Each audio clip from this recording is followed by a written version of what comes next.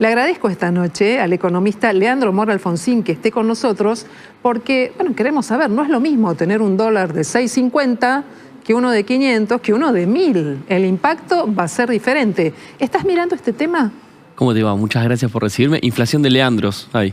Sí. Hay inflación de Leandros. Bueno. Van floreciendo los Leandros. Van floreciendo. Vamos a ver qué cotización tiene y qué efecto genera. Pero bueno, hay mucha gente esperando ver todo esto. A ver, respecto de la cotización, digamos, saber qué puede pasar el lunes o el martes de la semana que viene es más tarea de un astrólogo. Lo que podemos plantear son escenarios en términos económicos. Bien. Hoy Francos, quien va a ser el ministro del Interior, una cartera más vinculada con las relaciones políticas, dijo que un buen precio era 650. Uno ve los tipos de cambio paralelos y están convergiendo tanto el Blue como el MEP y el contado con liquidación en torno a los 900, entre los 870 y los 925, 950, están en esa franja, habiendo tocado todos en algún momento los 1.000. Independientemente del valor del dólar, lo que sí está bueno explicar es que implica cualquier tipo de corrección del tipo de cambio. A eso apuntaba con mi pregunta, porque tener una economía que funciona con un dólar de 650 no es lo mismo que tener una que va a 900, ¿no? Totalmente. Vamos a hacer vamos a trazar un cuadro en el aire y vamos a ver qué implica una economía 650 y qué otra con valores más altos. Bueno, para empezar, decir que ya tuvimos una devaluación, la que fue pospaso. Sí. A esa devaluación y a esa ganancia de competitividad que te pudo dar esa devaluación, ya se la comió un proceso inflacionario, el que tuvo lugar en agosto, septiembre, octubre, con los números que conocimos. Un dólar a 650 o un dólar a 900 son distintas implicancias en materia de los precios atados al dólar. Ahora bien, tanto Milei como en sí economistas de todo el espectrómetro político, de todas las ideologías, coinciden en que hay que estabilizar la economía. Estabilizar es corregir los precios relativos. Imagínate que la economía solamente tiene 4 precios: el dólar, las tarifas, los salarios y la tasa de interés. Tenés esos 4 precios. En los últimos 15 años esos precios fueron divergentes. El dólar se mantuvo atrasado, los salarios a los últimos 4 o 5 años van por abajo de la inflación, las tarifas vienen pisadas. Estabilizar es que esos precios vayan todos en la misma dirección. ¿Qué significa? Que aumenten, que se corrijan hacia el alza. Toda estabilización implica más inflación al principio. El tema es cómo estabilizás. Si compensando los efectos que esa corrección de precios tiene en el bolsillo, tanto vía salarios, aquellos que perciben ayuda social de algún tipo, o no cubrís esa contención. Bueno, eso lo podríamos llamar también un sinceramiento de variables. Muchos pensamos que estabilizar es mucho más profundo que poner todo en una misma línea, ¿no?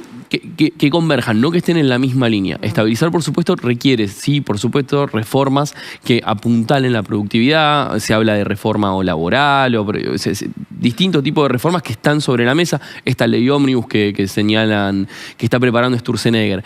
El tema es también pararnos en, no es lo mismo estabilizar y de qué forma en distintos contextos. Por ejemplo, en 1952, Perón estabilizó, bajó la inflación de 50 a 8% en una sociedad donde casi no había pobreza. El Plan Real brasileño fue una estabilización que fue exitosa. Israel en 1985 estabilizó subiendo salarios y congelándolos en un determinado momento para capear los efectos de una devaluación. Pasó del 400% al 22%. Pensemos en Argentina un minuto. Cuando todos los argentinos pensamos en crisis, pensamos en el 2001, porque nos quedó el trauma sociopolítico, cultural que marcó un inicio de época. Bueno, tuvimos un Rodrigazo en los 70, un 89. Es cierto, pero las generaciones más jóvenes piensan automáticamente pero en el 2001 como cercano. Nosotros estamos obligados a mirarlo todo. Sí, seguro. Porque todas tuvieron consecuencias. Pero quiero ir al siguiente punto. Esa última gran crisis, que fue la del 2001, fue una crisis de actividad. Desocupación al 27% y había familias que no les ingresaba dinero. Es una crisis de actividad. Hoy vos tenés una crisis de ingresos. Tenés la desocupación en un nivel muy bajo, 6,3%, pero los 345.000 pesos que requiere un hogar para no ser pobre son cada vez más difíciles de llegar. Por ejemplo, el salario promedio de los asalariados en blanco está en 400.000 pesos, no muy lejos de ese límite. Y al mismo tiempo hay que decir que tenemos 52% de informalidad. ¿Qué decimos con esto? Que toda estabilización que implica un aumento de la inflación al principio, si viene con un recorte fiscal que no que no contiene amortiguadores de la propia estabilización, a esa crisis de ingresos se le puede sumar una crisis de actividad, aumento de la desocupación, aceleración del proceso de informalidad que tenemos hace 10 años y que es durísimo, y al mismo tiempo, así como la riqueza no derrama, el ajuste sí derrama. Aquellos que tienen ingresos altos o que están en el decil de ingresos más altos, también van a ajustar sus consumos. Y si pedían un auto por una plataforma, ahora van a pedir menos. Y a ese trabajador que va a seguir siendo ocupado, pero que está en la informalidad, en vez de facturar 300.000 pesos por quincena, va a empezar a facturar 250, 240. ¿Nos metemos en un cuello de botella? Es que ese es el desafío que tenemos en el 2024. Va a ser muy duro, sobre todo en la primera mitad del 2024, al menos con las señales que tenemos a día de hoy. ¿Y qué es lo que más conviene para ese escenario? Y vamos con Leandro, que tiene muchas preguntas, yo lo sé. ¿Qué conviene entonces? ¿El dólar a 6.50 o a 900? Yo no sé si es una cuestión de conveniencia, un tipo de cambio determinado. Depende y para mí depende del paquete que pongan alrededor de esa corrección cambiaria. El tipo de cambio no deja de ser un precio más. Por supuesto que un tipo de cambio más alto implica una aceleración más fuerte de la inflación. Si lo que están haciendo, por ejemplo, si vos solo devaluás sin ninguna otra herramienta de estabilización, es simplemente más infla. Ejemplo, la devaluación de agosto. Si devalúan y hay un plan de estabilización atrás, puede ser durísimo en términos de actividad, puede pagar beneficios en términos de inflación recién en el 2025, toda estabilización lleva entre 12 y 18 meses, pero ¿qué pasa? Hoy la Argentina tiene 40% de pobres, la crisis de ingresos que decíamos hace un rato, y a mí mi preocupación grande de cara al 2024 es la calle. Es la gente que realmente, en términos de ingreso, corre atrás de una coneja que va a una velocidad mucho más alta que la que ellos pueden ir. Y Leandro, si a esa devaluación y a ese ajuste fiscal y plan de estabilización le agregan al principio y todo junto la eliminación de regímenes sectoriales, como dijo Diana Mondino ante la UIA, que dijo que va a eliminarlos este gobierno, el futuro gobierno, porque si ordenan la macro no van a hacer falta. Bueno, si hace todo eso junto y de arranque, ¿cómo te impacta en el empleo y en la pobreza? Ahí hay que ver sector por sector, digamos, los regímenes son distintos. Por ejemplo, el régimen de Tierra del Fuego, hay un estudio muy interesante de Fundar que muestra más o menos en números y demás lo que sale en términos de impuestos no percibidos, alrededor del 40% de la UH dice ese informe, y el beneficio se limita, por ejemplo, a 2 empresas. Pero después tenés otros regímenes que tienen que cuando uno piensa en la estructura productiva del país, ningún sector sobra. Y eso es una falsa dicotomía que me parece que plantea sobre todo dentro del espectro de la centro-derecha y más allá la derecha, que es que no, hay sectores buenos y sectores malos. Hay sectores que tienen una rápida inserción internacional, hay sectores que requieren de política industrial calibrada, como el automotriz, para poder exportar y generar crecimiento vía exportaciones, y tenés otros sectores que lo que te aseguran es una ecuación laboral. O sea, son más intensivos en empleo o desarrollan economías regionales.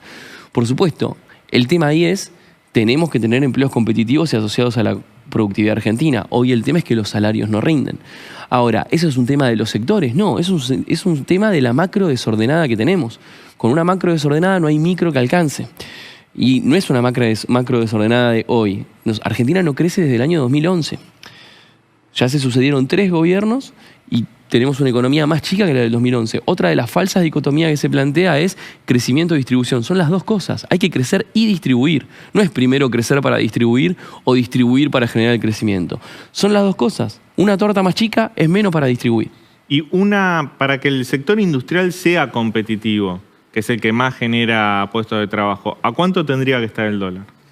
No, esa es una pregunta muy difícil. O sea, ¿a cuánto debería estar el dólar? Depende también sector por sector. Porque no es lo mismo para un sector muy proclive a exportar, no es lo mismo para el sector automotriz, que tiene un vector de exportaciones muy firme. Tenés una empresa sola, exporta un modelo de camioneta a 26 países y compite con Tailandia y con Sudáfrica en la exportación de ese mismo producto y lo hace al mejor nivel de competitividad. ¿Cuál es el tipo de cambio para esa empresa y cuál es el tipo de cambio para el que exporta bombas de vacío a Brasil? Digo, no es un solo tipo de cambio. Y el tipo de cambio en sí, de vuelta, es un precio. Así como la inflación es un precio, o mejor dicho, es una variación, se mide. Lo que tenemos que concentrarnos es en las condiciones de competitividad de la economía. Ordenar la macro es una condición necesaria. Pero para que sea exitoso cualquier tipo de modelo económico en Argentina, se tiene que acompañar ese ordenamiento macro una política industrial.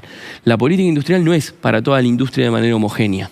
Es entender qué sectores son estratégicos, cómo acompañarlos, qué es un sector estratégico, porque no solamente es exportar. Hay sectores que te desarrollan, por ejemplo, el sector del maní en Córdoba, genera una economía a su alrededor importantísima. Y yo como porteño, o muchos porteños nos pueden estar mirando, dicen, el maní en Córdoba. Bueno, somos el 7º exportador mundial y mueve una guita impresionante. O el sector foresto industrial en Corrientes y Entre Ríos y la capacidad de producir cosas que demanda hoy Asia de manera muy intensa, papel, cartón. O sea, tenemos la capacidad también de hacer eso. La minería, la energía. En Vaca Muerta, nosotros con Vaca Muerta podemos exportar con las condiciones apropiadas, GNL, o sea, que es exportar el gas que utiliza el mundo, o sea, y no solamente conformarnos con exportar a Chile, a Brasil o a Bolivia vía el gasoducto, sino con una planta de GNL, los barcos que nos salieron 9.000 millones de dólares extra en 2022, revertirlos y exportarlos nosotros. Ahora, Leandro, ¿vos estás observando que alguien está pensando esto en el nuevo gobierno? ¿Que alguien tenga el sentido de una planificación estratégica del país, del modelo productivo? ¿O pensás que podemos volver a una suerte de 90s donde nos dedicábamos a los servicios, producíamos poco, importábamos mucho y éramos casi una economía primaria sin elaboración de recursos? A mí me parece que la mirada que tiene el presidente electo y su equipo, y quedó un poco claro también en la conferencia de Luis el jueves pasado, es una mirada de si yo te resuelvo ciertas reglas, si te pongo laxas ciertas reglas del juego, ese crecimiento va a aparecer. Yo no considero que eso ocurra porque no ha ocurrido en ninguna parte del mundo. Entiendo que es un discurso más bien ideologizado, o sea, y es respetable, y es el discurso que se impuso en las elecciones. A mí no me parece que sea ese el camino. Tampoco es el camino ir de parche en parche. Es decir, si estamos en esta situación es porque el proceso de estabilización, con los ajustes que puede requerir, pero conteniendo a la gente para que no se caiga del sistema, no se hizo en su momento. Entonces hoy va a ser la estabilización una opción que realmente parece no pensar tanto ni en los amortiguadores ni en el proceso de desarrollo productivo integral. Obviamente, todavía ni empezaron. O sea, hay que ver cuáles son las primeras medidas, cuáles son los primeros pasos. Pero bueno, hay muchos signos de pregunta realmente hacia adelante. Muy bien. Es Leandro Mora Alfonsín, economista, que esta noche nos ayuda a pensar en el modelo que viene y, bueno, nos deja la verdad que con muchos más interrogantes, sobre todo pensando en cómo empezó esta nota, ¿no? Con la primera recomendación, más allá de todo lo que pensamos y se pudo desagregar. Muchas gracias y buenas noches. Por favor.